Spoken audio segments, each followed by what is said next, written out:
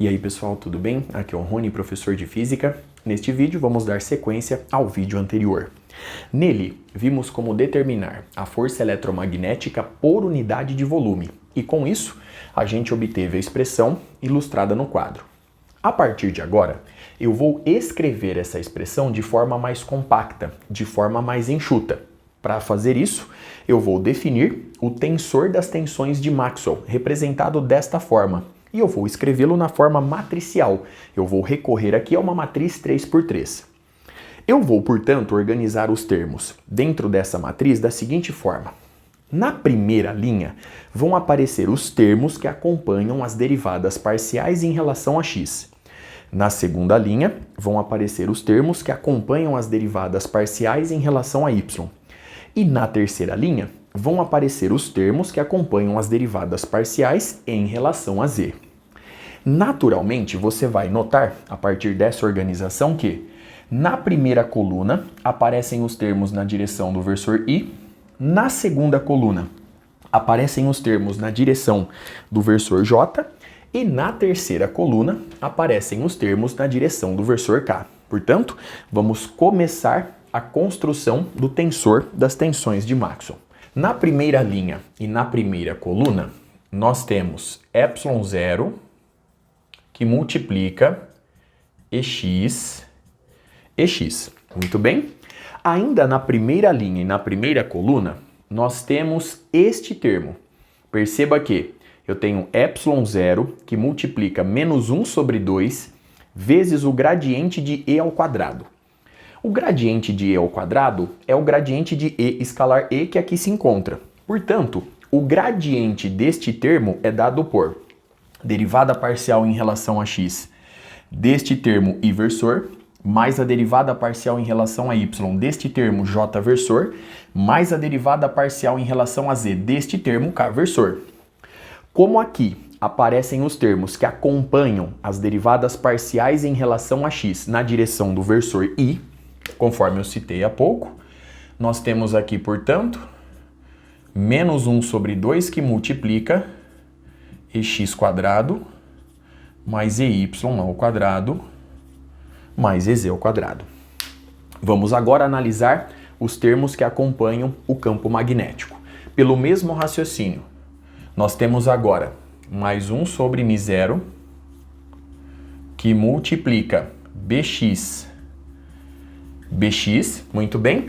Pelo mesmo raciocínio que eu citei há pouco, nós temos agora -1/2 que multiplica bx ao quadrado mais by ao quadrado mais bz elevado ao quadrado. Portanto, eu reforço. Na primeira linha e na primeira coluna, nós temos os termos que acompanham as derivadas parciais em relação a x na direção i versor. Muito bem? Agora, vamos encontrar os termos que acompanham ainda as derivadas parciais em relação a x, só que agora na direção do versor j, na direção do versor k. Bom, agora nós temos o seguinte, ε0 que vai multiplicar ex e y, muito bem. Aqui está o termo relacionado à expressão que envolve o campo elétrico, mais 1/μ0 mais 1/μ0 que multiplica bx by. Muito bem. Então, mais 1/μ0 que multiplica bx by. Então, observe o termo obtido e eu reforço. Aqui nós temos os termos que acompanham as derivadas parciais em relação a x na direção do versor j. E por fim, nós temos agora ε0 que multiplica ex ez, muito bem, mais 1/μ0 que multiplica bx bz. Muito bem? Portanto, nós temos os termos que aparecem na primeira linha da nossa matriz. Observe os termos obtidos e a análise realizada até aqui.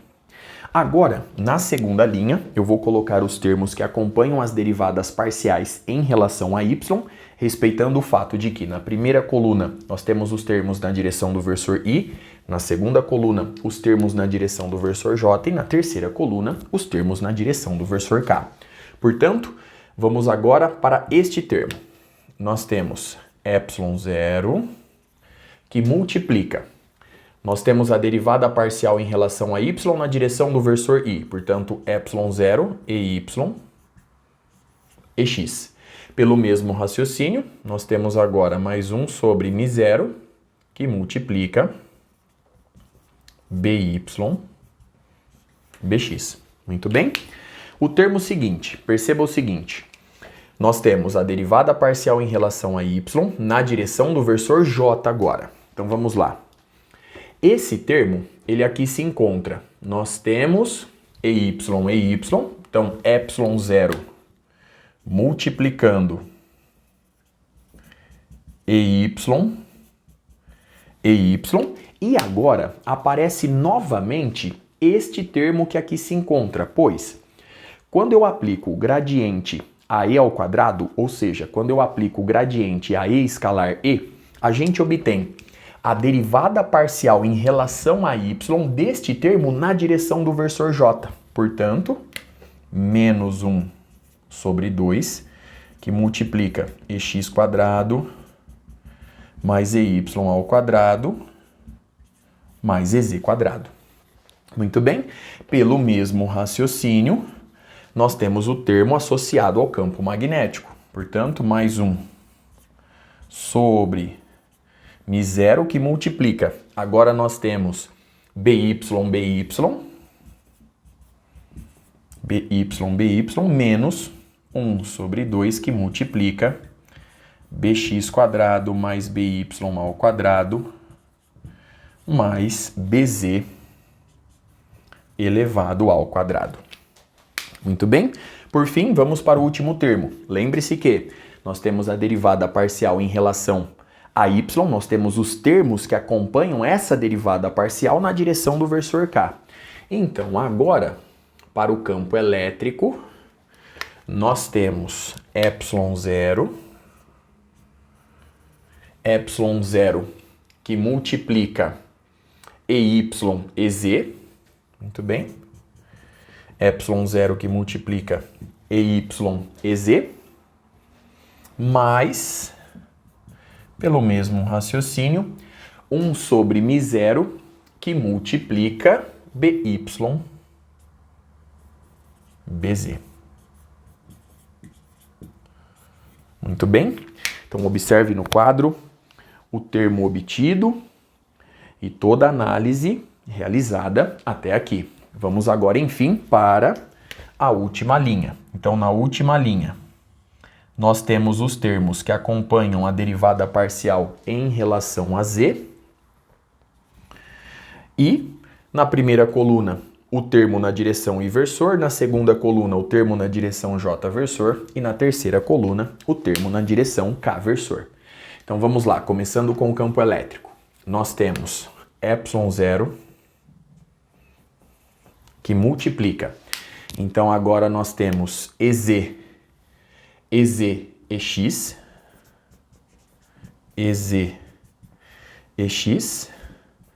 mais 1 sobre μ0, pelo mesmo raciocínio, bz, bx. Muito bem? O termo seguinte, então agora nós temos aqui, derivada parcial em relação a z, j versor. O termo é ez e y, então ez e y, mais, pelo mesmo raciocínio, 1 sobre μ0, bz, by. Muito bem? Por fim, o último termo da nossa matriz. Aqui nós temos a derivada parcial em relação a z, o termo que acompanha essa derivada parcial na direção k versor. Então, começando com o campo elétrico, nós temos ε0 multiplicando EZ menos. Observe a diagonal principal. Eu vou ter que repetir novamente este termo, pois eu reforço. Quando eu aplico o gradiente AE quadrado, eu aplico o gradiente AE escalar E e, portanto, eu vou tomar eventualmente a derivada parcial em relação a Z deste termo na direção K-versor, que é justamente este termo que eu estou procurando. Portanto, menos 1 sobre 2, EX quadrado mais EY ao quadrado mais EZ ao quadrado. O mesmo se aplicando para o campo magnético. Então, mais 1 sobre μ0, que vai multiplicar BZ, menos meio, que multiplica BX quadrado, mais BY ao quadrado, mais BZ elevado ao quadrado. Então, observe, enfim, a construção da matriz 3×3, que define o tensor das tensões de Maxwell. Muito bem? Você pode ainda, para organizar melhor a sua forma de pensar nessa construção, da seguinte maneira. Perceba que na primeira linha e na primeira coluna, nós temos XX, XX. Na primeira linha e segunda coluna, XY, XY. Na primeira linha e terceira coluna, XZ, XZ. Portanto, esse raciocínio se repete na linha de baixo. Então, observe. YX, YX, YY, YY, YZ, YZ. O mesmo acontecendo na terceira linha. ZX, ZX, ZY, ZY, ZZ, ZZ. Muito bem?